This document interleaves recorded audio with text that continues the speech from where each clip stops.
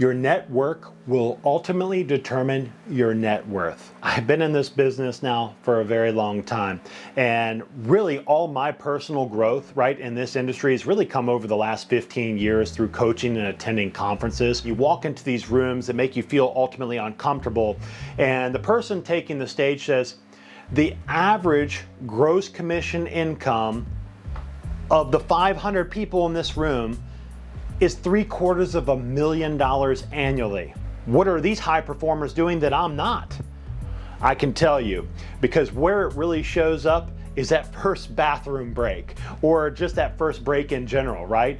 Where I'm trying to, maybe go grab my next cup of coffee, you know what I mean, as it's early in the morning, and I see people, right? They flip open their laptop, so they get it on their iPad, they stick an earpiece and earbud in, and they start appointment setting phone calls. This is the single most important thing that you can do and you need to do on a consistent basis. Some people call it an hour of power. Some people call it appointment setting time, prospecting, whatever it is for you.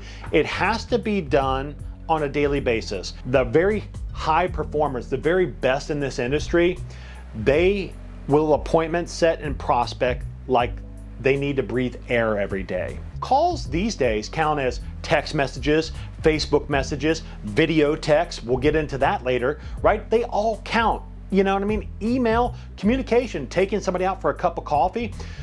Guys, the more hands you shake, the more money you will make. There's no wrong way to generate a lead, right? Outside of your sphere of influence, you can target expired listings, withdrawn listings, for sale by owners, right? These are all people that at some point already raised their hand and said, I'm a seller, I'm already interested in buying, whatever that looks like, right? Maybe the relationship just didn't work out with their first agent, and that's okay. Sometimes it's better to be the second or third agent, but you need to appointment set on a daily basis. That needs to be a fixed part of your daily routine. So when you're looking at time blocking, really, I find that you really want to do that between 9 and 10 or 10 and 11 a.m. If you're not doing that, you probably want to go later afternoon, 3 to 4, 4 to 5.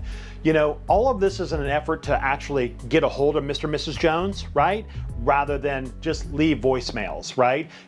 That connection back and forth is gold. That's everything. So look, appointment setting time, prospecting, it's the main thing that you need to do on a consistent basis, right? This is the reason why I see that inside sales associates with any successful real estate team or brokerage end up becoming very productive agents, because they already have learned the unique skill sets, that every other agent in this industry really needs to learn, right? And master, for that matter. Talking to people, having conversations, nurturing those relationships. That means everything. Not everybody's ready to buy or sell tomorrow, right? Some people, it's 3 to 6 months, it's 6 to 9 months, 9 to 12 months, there's somewhere else in your funnel, right? So it's important that you are daily prospecting. So many people get caught up with that one transaction, those two transactions, and they baby it all the way to the finish line. They get it across the finish line, they get paid.